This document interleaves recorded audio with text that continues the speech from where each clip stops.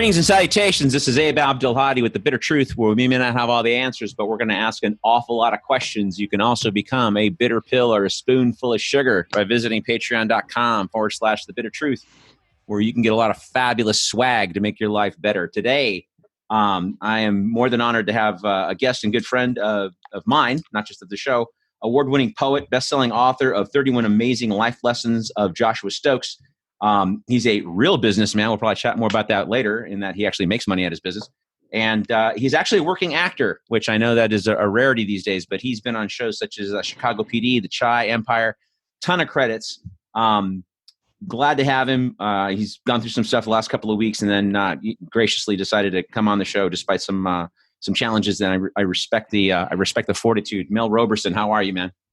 Man, I am managing, if I could be candid. Yeah, man.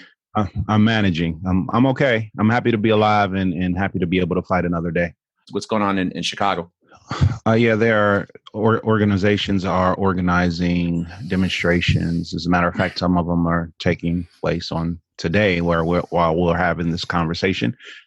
It's been crazy. You know, this is the home of the Laquan McDonald shooting, whole 16 shots thing. So this police brutality is nothing new in the Chicagoland area. I just think that collectively now the country is seeing what's been going on, and it's one of those tipping point things. You know, the straw that broke the camel's back isn't that straw; it's all the compiled straws, and we're just seeing that. So there's some demonstrations going on, and we've always had demonstrations here, but we'll see what they amount to.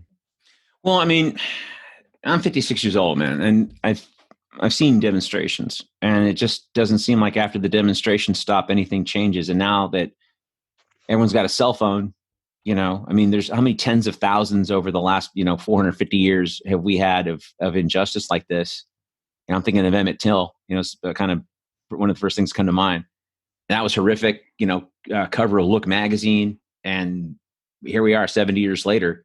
I've been through we went through the Watts riots and everything, and this, it just doesn't seem like we learn our lesson. What do you think? What do you think the moving forward from this last decade of at least I don't know how many hundreds of these videos that we have seen, literally snuff films. When do you think we're gonna, in your opinion? I mean, when do you think we're gonna? Because you're a student, you're already a guy. When do you think we're gonna start getting our shit together? I don't know. Only because the plight of man versus man and superiority and all of those things have been here since the beginning of time. Whether you look at the Bible from a historical standpoint or, just as a reference of stories or whatever. I mean, since the Old Testament, people have been fighting each other because somebody thought what they knew was better than what the other person was, or somebody was better than the other person. And let's even stay away from that. Let's just go back in American history. There's always been a thing of we are better than you. The British thought they were better than the colonists, and then the colonists thought they were better than the Native Americans. And, they also thought they were better than the slaves that helped build the country, and just all of these different things. And so as long as there's this superiority complex, I'm not sure that it'll ever get totally better. I think people are becoming less tolerant of it. And that's what we're seeing. And even those who benefit from privilege are now becoming less tolerant of it. And that's why some of the things that are happening now are happening. I have friends of every race, color, and creed. Good people are good people, in my opinion. But I've never seen so many of my non-Black friends come and check on my well-being, share my posts, make their own posts about the injustice that is taking place. So this part is unprecedented. And I don't know. I don't know. To answer your question, I don't know if and when it'll ever get better, but I know that people won't stop fighting until it does. Sure. I mean, and seeing that, and that's kind of the, I don't know. I don't want to be a totalitarian person or whatever, but there's just got to be some. I'm writing an article right now for Texas Free Press on this, and I originally started off with the thesis that hey, a lot of these guys don't even, they get out of high school, they go right into the academy, It's one system of bells and whistles for another system of bells and whistles. They don't think freely, blah, blah, blah.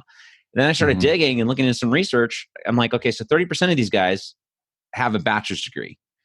50% of these guys have an associate's degree of some kind, a 2-year degree somewhere.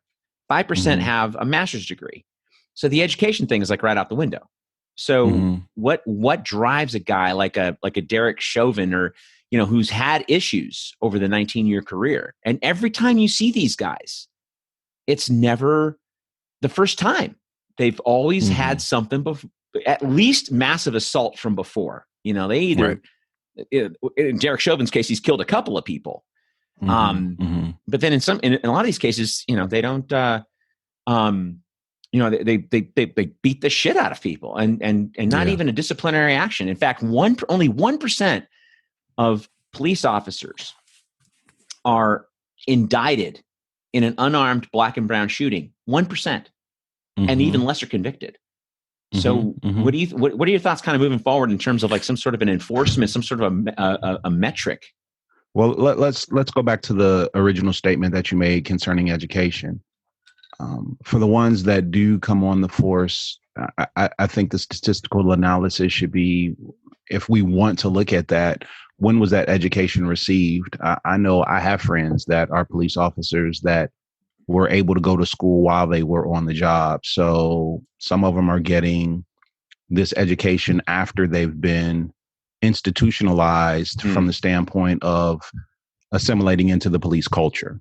So the education itself doesn't really matter. And what is their degree in? Like, if it's not some type of humanitarian degree or something like that, right? If you're getting a degree in some type of criminology or criminal justice or anything like that, those classes are set to be biased anyway. So it's not like they're learning cultural diversity or anything like that in those sociology. Yeah. But I mean, even in sociology, you got to look at some of the concepts that I was even taught in undergrad in the 90s that raised an eyebrow while I was learning it. Like, this doesn't really apply to Black people. That's a whole nother story. But the other part of it is, when we talk about education, there's formal education.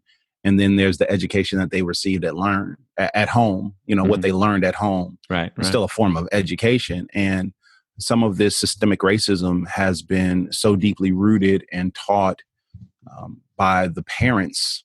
If you interview the parents of some of these cops, you would see that the apple doesn't fall far from the tree, or the grandparents, or, even if the parents did, were neutral, and didn't teach diversity, and they were neutral. Sometimes the socialization of these officers during their adolescence, during their high school years, if they went to college, their college years, depending on where they go to school, at some point that seed was planted that it is okay to think I am superior based on the color of my skin. So the formal education itself is not the dictating factor of, I went to college with people that were racist. Sure. So that doesn't really matter. As far as the police force is concerned, the other part of it is the culture of the code of silence, this blue wall. That's right. That they speak of. And I have a ton of family in law enforcement, a ton of family in the military. As a matter of fact, right now I'm wearing a Tuskegee Airman shirt. My great uncle is one of the last living Tuskegee Airmen, and he's down in Texas. And, after he fought in several wars and several combat missions and put his life on the line for the country that, he loved, he still came back stateside and was called a nigger. He still dealt with all of those things because he was Black, even though, he fought for the freedom of the people that were spitting on him when he returned home. Right. So I say all that to say, this systemic racism and this ideology of superiority is something that is taught over and over again, socialized and normalized in certain circumstances and circles. And until we get to the root of that, which I don't know how to, the other thing is, I don't claim to have all of the answers. No, I'm willing I get to work collectively with people who want to work on them. This is something that is being taught time and time again. And while that is the case, until the teaching is different and the normalization of it is different, it's gonna be hard to change. But I think that with the recent events, we are getting the attention of people, and they're seeing why this is different from an economic standpoint. When you hit the pockets of these companies that should be standing in unison with people saying, yeah, this is wrong because we pay our tax dollars and our business dollars pay their salaries. And we won't stand for it. That's another thing. But also too, how do I say this? You can only poke a bear so long before the bear wakes up and rips your face off. Mm-hmm. Right? So it's almost like the animals in the zoo that are caged that people are just looking at and saying, oh, yeah, this is great. They're in a zoo, until the kid falls in the gorilla cage and the gorilla drags the kid around, and then they want to put the gorilla to sleep. Well, you poked that gorilla so much and you did so much to him. What did you expect was going to happen? Like, what do you expect when all of this stuff? If you look at the Boston Tea Party and the Boston Massacre, right? What were those things based off of? It was based off this exorbitant tea tax, okay? And the colonials were like, oh, we're not going to pay this tea tax. And so they rioted and they destroyed a ship. Well, exchange the tea tax with police brutality, exchange the ship with the police station. Right.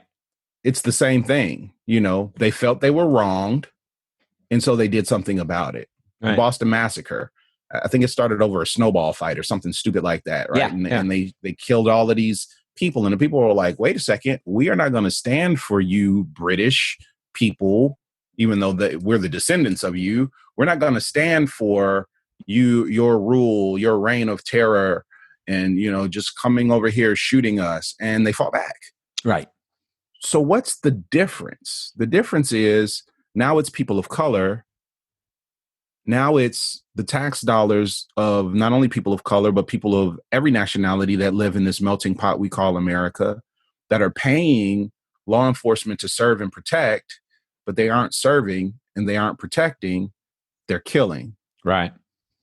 And people don't want that anymore. So they need to do something about it. Well, to speak to your point, though, you made a point a second ago. When you compared the Revolutionary War and those factors to now, I think the reaction I'm seeing, both in person and when I'm on Facebook or Twitter, it's almost like it's basically American hegemony, right? So, for example, we invade a small, and the CIA was calling this blowback for 70 years. Like if we go into Nicaragua and start fucking about, they might do this, right? Mm-hmm. And so, like the definition for me of hegemony, when I tell people, when I use that word, sometimes I go, "What does that mean?" I go, "Well, it's when you hit somebody in the face, you're surprised they don't pay you for it, and even more shocked that they hit you back." Mm-hmm. Right? And the American exceptionalism, which is almost a passive aggressive way of saying what you said earlier about claiming superiority. Oh, we would never do that. We would never bomb those hospitals. That must have been bad coordinates. Do the same thing here. What are we doing with this guy? I mean, I'm already seeing bullshit like trying to justify the whole $20 bill incident. I'm like, okay, so you deserve to get killed because you might have taken a $20 bill that was a counterfeit, and the guy was out of work.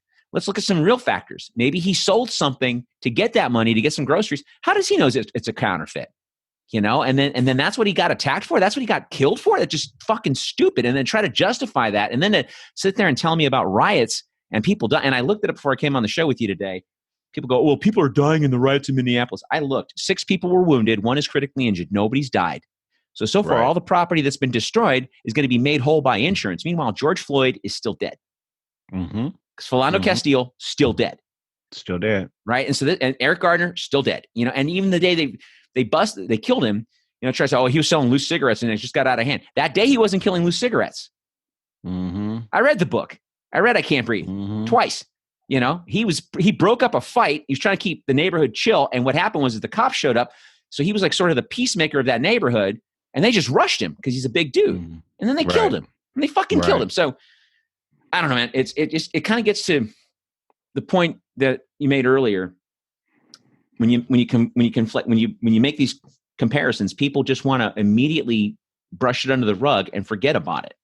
Mm-hmm. It's like with Colin Kaepernick. Go ahead. The people that brush it under the rug are the ones that it doesn't impact. It's easy to brush it under the rug when you have no fear of losing your life when you're pulled over, because you know that, I mean, take me.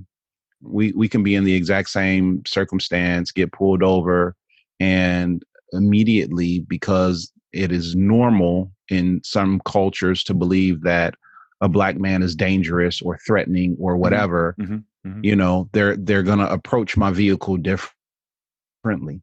I had a situation here in the Chicagoland area where I was rear-ended by a pregnant white woman. And again, I have family who are police officers. So instantly, I called, I had them dispatch a squad car and an ambulance. You know, I was talking to the 911 operator, and she was like, how do you know all this stuff? You know, I'm not going to get into technical terms here. I was like, oh, my sister's an officer in the city. And she was like, oh, okay, well, you know, I got a squad car on the way.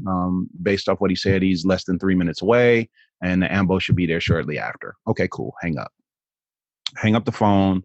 I'm sitting there. You know, I made sure the lady was okay. I'm sitting in my car. We're at a busy intersection. We didn't want to move from the scene of the crime. Her water didn't break or anything like that. She's very thankful, but she's crying. She's hyperventilating.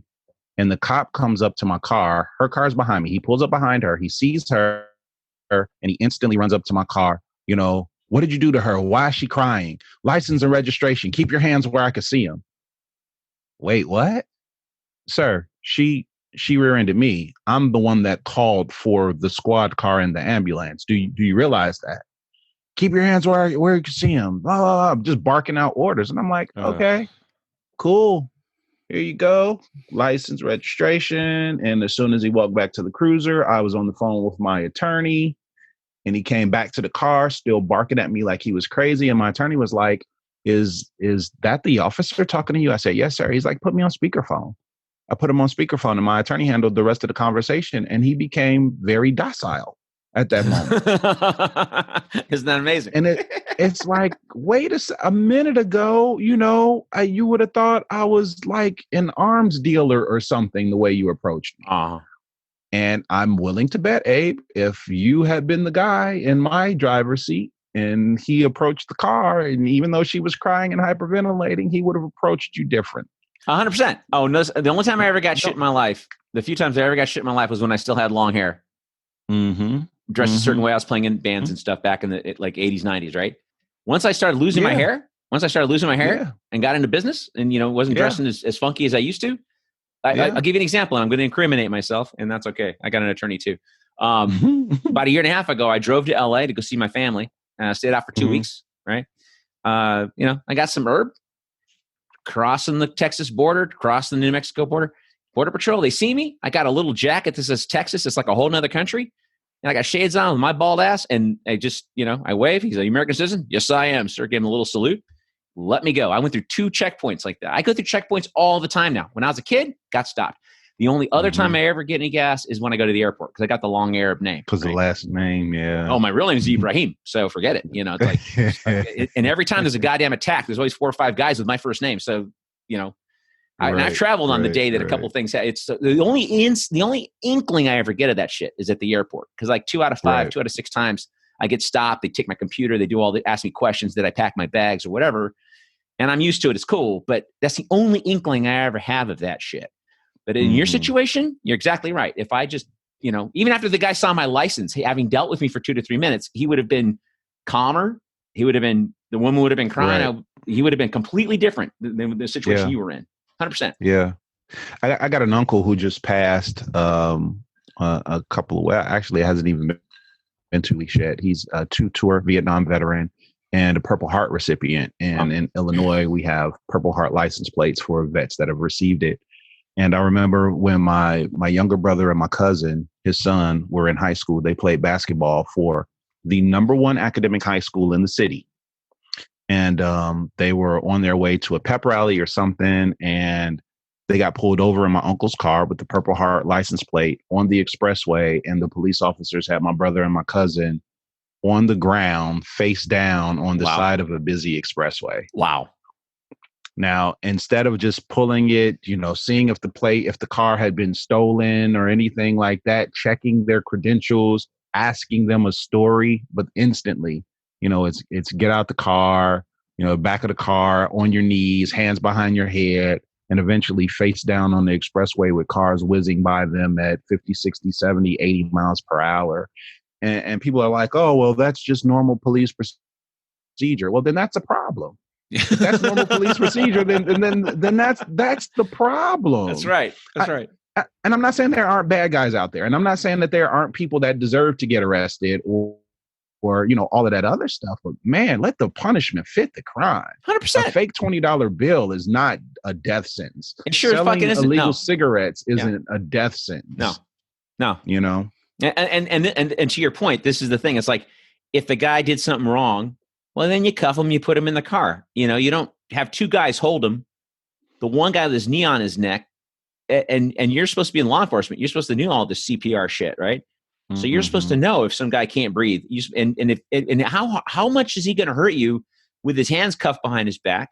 It's just cruelty. And when you see these videos, which I've seen too many of, and to the point you made a second ago, it's like if that's police procedure, that in and itself is the challenge. But there's that blue wall, and I know a lot of law enforcement too. In California, I used to work with a lot of law enforcement agencies. I had about 60 municipalities, worked with CHP and California LA County sheriffs.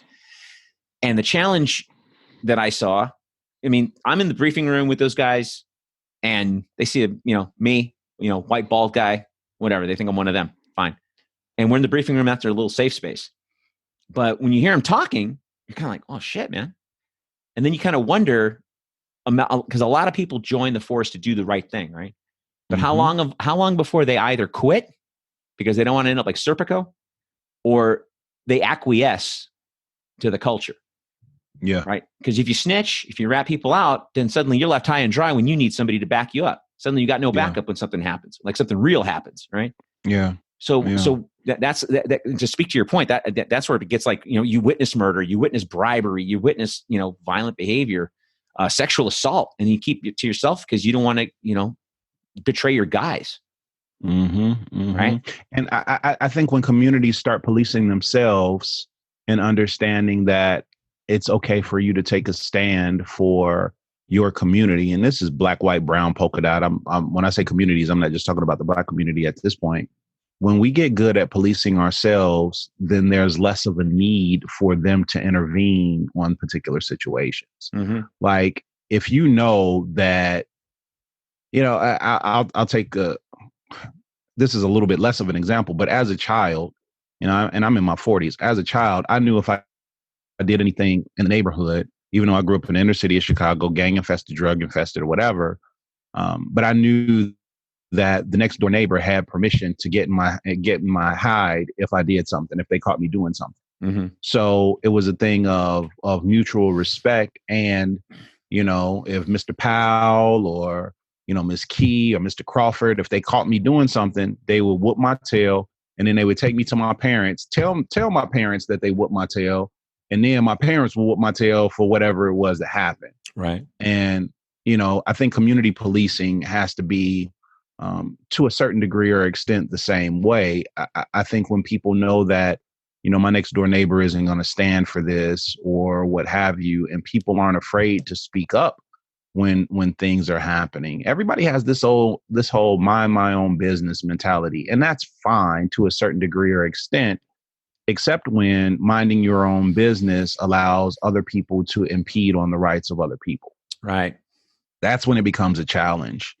That's like saying, well, my next door neighbor smoked crack. It's no big deal that they smoke crack. Well, if the crackheads are now vandalizing your car and breaking your house when you're at work and all that other stuff, I think if you would have said something about your neighbor smoking crack a little earlier, or told your neighbor that, like, hey, man, we just kind of don't do crackheads around here, and everybody on the block said the same thing, it would be a little bit different. Right. And we don't have that anymore. We don't have that sense of community. We don't have that sense of obligation to our fellow human beings, because there's this separatist mentality. There's this I got to get mine mentality, and what's happening next door, if it doesn't directly impact me, which ultimately it probably can. But if it, if there's not a clear and present, immediate something going on right now, it just doesn't matter. I mean, most people don't even know their neighbors anymore, honestly. 100%. Yeah. I mean, and to speak to your point a minute ago, I used to live in Altadena, which is a little suburb above Pasadena. It's a little mountain community. About 18 years I was there, and like half my neighbors were black. Mm-hmm. And I can't tell you how many times I'm coming home late night, and it's all professionals up there. It's all banking VPs and engineers and architects and stuff. And I'd be coming home on a particular evening, and there's an older gentleman getting pulled over in a Mercedes. You like golf clubs in the back of his car, and you're sort of going, "Why is this guy getting pulled over?" And not pulled over the way I get pulled over. They're hassling him. This guy's like 60 years old. Like you can't tell he's not some gangbanger. I mean, the guy lives in this neighborhood. I mean, he's probably a block or two from the house. You're just hassling him to hassle him. They got him outside of the car. I mean, the last time I was ever asked to get out of the car, to speak to your point, I was 19 years old. I lipped off to a cop, and he made me get out of the car. You want to put the fear of God in me, right? That was the last time I lipped off to a cop. You know how many times I've been pulled out of a car since? Never. Mm-hmm. Never. When I get pulled over, it's a routine stop. I got my hands on 10 and 2, like I'm supposed to. Don't say a word. Give them my stuff. I've had 3 tickets here taken care of by an attorney. Just kept my mouth shut. Let them do it. I just don't hassle them. Yeah. But it doesn't matter when you're black. I got friends that are black that have the similar story that you have. Yeah. They're just getting tailed for a while, and then they get pulled over, and it's like, what are you doing in this neighborhood? It's like, they never asked me that question. Yeah. I never get pulled over randomly. Yeah. I wish I had that story. But the systemic racism thing isn't just about the police brutality aspect of it. You know what I mean? It's not just about people getting pulled over and all of that other stuff. I mean, redlining, gerrymandering, just all types of what is the term that I'm looking? Gentrification. Sure. You know what I mean? There are all of these different economic sanctions, for lack of a better term, that have been placed on people to make it so that they have to live in a certain neighborhood, or we want our neighborhood to stay this particular way because if black people come in here, they're going to bring the property value down and all that. Listen, if you got the credit and you got the money, you should be able to live wherever you want. 100%. Even with the changes that they made because of the pandemic to the interest rates to make stuff more affordable and people pay less on their credit cards and all of that other stuff. Well, what they didn't say is on the back end with these low interest rates and giving people the availability of purchasing homes, that they were changing the loan requirements as well. So what was an amazing credit score now, or a decent enough credit score to buy something, if you were maybe in the high 600s or something like that, which, for some people, they had to work to get there because they didn't have a financial education in college. So they're rebuilding their credit. And finally, they're just about the 700 mark, 680, 690 or something like that, where they would qualify for a particular type of loan. Now they don't qualify for that loan anymore. So they can't take advantage of those low interest rates. Mm-hmm. They don't apply to them. When a month ago or, 90 days ago, whatever it is now, however long we've been in this quarantine state before the Feds changed the interest rates and all that, had they had this particular credit score, they would have been able to purchase, but now they don't. So they're not only it's not only the laws of the land or the code of silence or the police part of it. There's the banking laws, there's the mortgage laws, there's all of these other things that are put in place to just kind of keep people at bay and keep them pigeonholed where they want them. Do me a favor, because you got a couple of MBAs in the time we got left here. Because I get asked this question sometimes. I meet people, believe it or not, that will say something like, well, racism, it's really over. These things are an incident. They're not, racism. I'm like, okay, whatever. And it turns into a nice evening, especially when you're out with people. Can you speak to a couple of techniques, especially in the last 20, 30 years, where some of these gerrymandering, because banks have been busted for this shit. Yeah. And what kind of techniques do these guys use to do something like this? Well, so All right, yeah, and we don't have a whole lot of time. I guess I'm gonna have to come back on the show one day because this could be a whole different this could be a whole different section. Oh, fucking I come on next week. let's even take education for example. All right, let's start there since you mentioned education. Let's take education for example. I was fortunate enough to have parents that said, I don't want you in the Chicago public school system. And my entire education has been private education from kindergarten all the way through my undergraduate degree. So I had parents that busted their butt, helped me out. I took out some loans as well. I had some academic scholarships as well to help me pay for my undergraduate degree.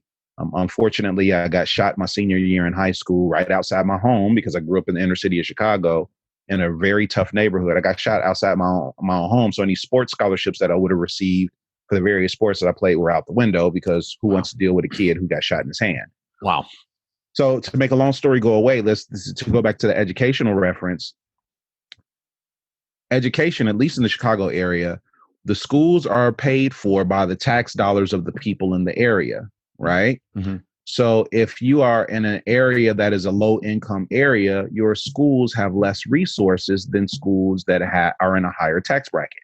Right. I raised my children in the suburbs. They went to exceptional schools. Our property taxes were also through the roof. You know what I mean? So my daughter now, who's a senior in high school, is graduating from like the number 2 or 3 school in the entire state of Illinois. You know, she had 5 AP classes. She scored astronomical on her ACT, SAT. You know, she's going to college and all of that other stuff. And she's at a public school where she is. There's a huge difference between inner city public schools in certain areas that don't even have computer labs. And this is 2020. You're talking about a school with no computer labs in 2020 than a school that might be a couple of zip codes over, higher tax brackets, higher property taxes. Schools have more resources. So that in and of itself, when you've put people in economic conditions where they're forced to live in a particular area, their children go to school based off of where they live, which, by the way, there was a mother in Atlanta, Georgia, I think it was Georgia, who was put into jail because she falsely used somebody, and I'm not saying what she did was right, but she used somebody else's address to get her child in a better school. Right. Right. Said they live somewhere else. Right. But that's because systemically they know that, all right, you know, here it is. Keep them stupid. No education. The chances of them getting out of this are 1 in a million. I just happen to be one of those 1 out of the million because I grew up in the same situation. So you're looking at all of this. I mean, banks do the same thing with credit approval and who gets to push the button to say yes or no, whether this person gets a house or not. It wasn't until, at least in the Chicagoland area, that's all I can really talk about because this is where I know the people that are on the front lines. There was a young lady here that actually sued a couple of banks or lenders and the credit repositories based off of some of the things that they were doing to keep people of color from purchasing homes. Wow. It happens. Sure. You know, it just happens. People because you don't hear about it doesn't mean it doesn't happen. A lot of times, since we also don't control the media, you know, the normal media, it gets pushed to the wayside. But now with social media and camera phones, you know, racism hasn't increased. It's only being filmed and broadcast now. It's not that we have more racism now than ever. No, it's just they're getting caught. The lady in the park in New York who called the police and said, "Oh, there's a black man attacking me." Come on, bro. Number one, had he not had that video footage, she was okay with the fact that he could have been killed by the police. Well, I think she should have been arrested. I think honestly, she should have been arrested for attempted murder because especially the way I watched that video a few times. She raised her voice. You're an actor. She raised her voice to sell it.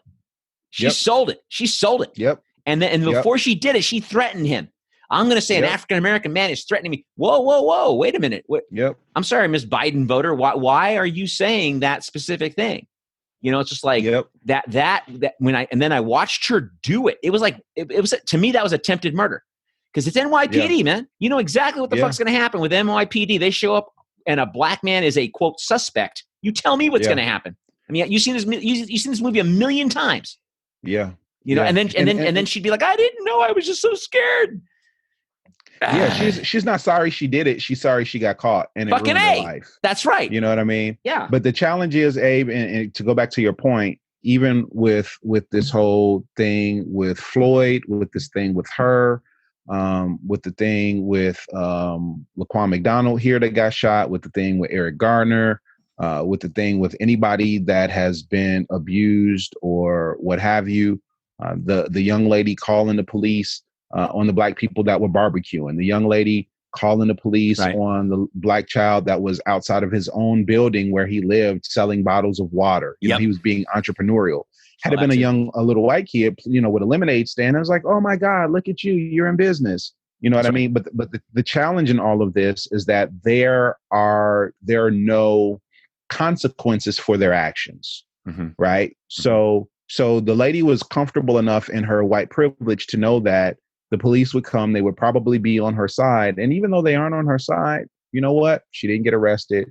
Now she lost her job, she lost her dog, you know, and Twitter gave her the business. But from the standpoint of being handcuffed, being jailed or anything like that, that didn't happen. No. Cops are okay with getting away with what they get away with because, like you say, the indictments, the convictions, they don't happen. However, if, let's just say, for instance, when these lawsuits happen, the money was being taken out of the pension funds of all the cops. If the money to pay these families for the lives that were taken was being brought out of the pension fund, I think it would be a little different. They'll police themselves now. They'll police themselves now, right? Because Laquan McDonald's family settled for $5 million. If that came out of the Chicago PD police pension fund, you can damn well bet. I don't care if the guy wears a KKK stuff on the weekend. He would police his own because that's coming out of your fund now, and it wouldn't affect the present retirees, but it'll affect how much is there for you in the end of the day, right? And I agree with that 100%. I mean that instead of making John Q. Public pay that settlement, let the police pension fund pay it, and that's not fair to the cops that are good cops, unquote. But how many times have you seen stuff that you let slide? So you know, like the one that. They got all the memes of him now, just standing there watching George Floyd's life being taken. Right. You know, standing around, telling the people hold back. Now, the last point, and then say whatever you want. Yeah. If it was a black cop kneeling on a white neck, do you think he would have gotten a tap on the shoulder and maybe pulled off by other cops saying, "Hey, bro, you're going too far"? 100%. 100%. The same week Eric Gardner got killed, there was a Chinese cop in New York accidentally shot a kid in the projects. They were patrolling the project stairs. Another point I like to make. I was living in a secure building in middle of Austin for 4 years when I first moved here. Not one time did I ever see a cop just randomly patrol my building, right? Looking for trouble, looking for drugs, you know, knocking on people's doors. But the Chinese kid, he got nailed, right? And he's in that small percentage, but I honestly think it's because he was Chinese. But listen, man, I'm going to have links to your book and is there anything else you want to kind of let people know that you're dealing with here professionally? No, not really. I mean, at the end of the day, it's really just about us loving each other as best we can and collectively figuring out ways to make this work. I'm glad so many of those that aren't directly impacted by the recent acts, you know, are standing up and friends like you, friends like, you know, my friend Tara Possenbach and just a whole bunch of other people who are extremely vocal about it, because when we're vocal about it, it's just us crying and whining. But when people who don't feel the threat of being killed by police when they get pulled over or whatever, when they're speaking about it, I think it sheds more light on it. So, you know, I guess people can find me on social media. My Instagram is The Total Gent, TheTotalGent.